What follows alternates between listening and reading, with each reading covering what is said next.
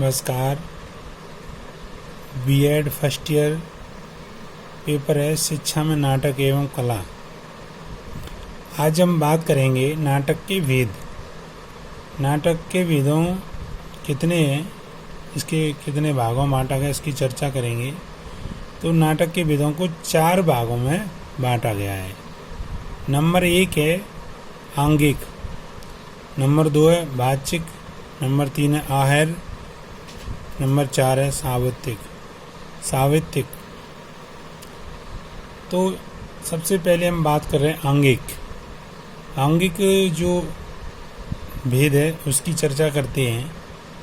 अंगों के संचालन द्वारा किया गया अभिनय, यानी अंगों के द्वारा, अपने जो शरीर है उसके अंगों द्वारा जो संचालन किया जाता है वो अभिनय होता है। अर्थात आंगिक अभिनय देह तथा मुख से संबंधित अभिनय को कहा जाता है।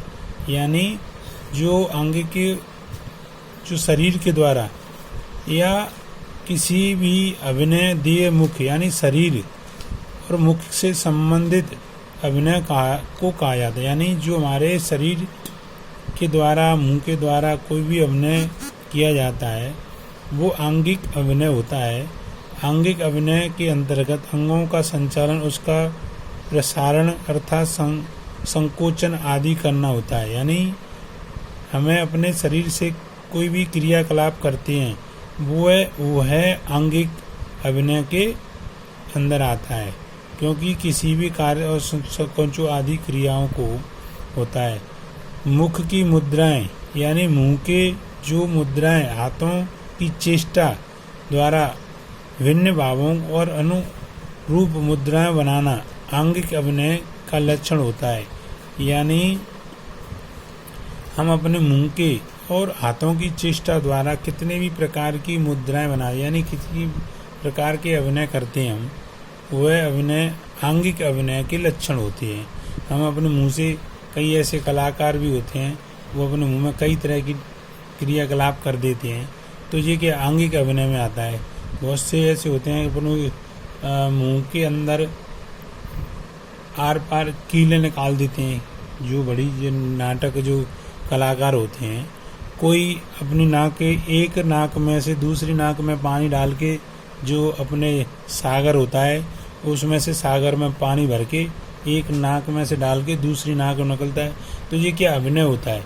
किसी अंग या किसी के द्वारा मुद्राएं स्पष्ट करना, चेष्टा करना, विभिन्न भागों को अनुरूप करना, किसी भी मुख द्वारा या किसी का अंगों के द्वारा संचालन प्रसारण करना, ये क्या होता है आंगिक अभिनय में आता है।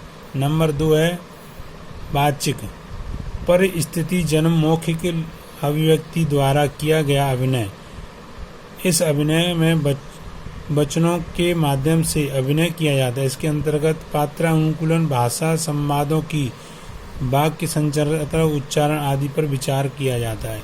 यानी जो भी कोई अभिनय करता होता है उसके अभिनय करते समय उसके पात्रानुकूलन, यानी किसकी पात्रता, यानी किसका अभिनय कर रहा है, किस उसका रूप किस से संबंधित है, भाषा, संवादों की और संरचना करना, उच्चारण करना आदि पर विचार किया जाता है कि क्योंकि के अभिनय करता है उसके किस प्रकार के विचार हैं, संवाद हैं, क्या वाक्य हैं, किस प्रकार की रचना करनी है और किस प्रकार का उच्चारण करवाना है आदि पर विचार किया जाता है।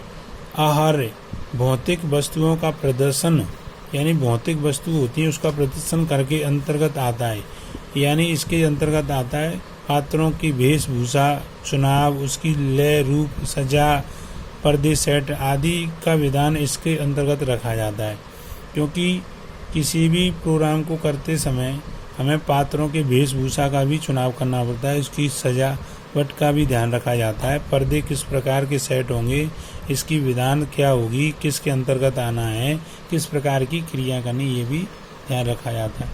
भरत मुनि ने अपनी नाटक शास्त्र में इस बात पर बल दिया है कि नाटक के पात्र के अनुरूप सजा, यानी सजावट उसके अनुरूप होनी चाहिए जो पात्र होता है, और वेशभूषा धारण करना कलाकार अभिनय कराना चाहिए। यानी इसकी जो सजावट है कलाकार की जो होता है उसके अनुरूप करानी चाहिए, और उसके अभिनय कलाकार के अभिनय जो करते समय वेशभूषा और धारण करता है तो कलाकार का अभिनय किस प्रकार कराना है, कैसा नहीं करना है, वो उस पर निर्भर होना चाहिए।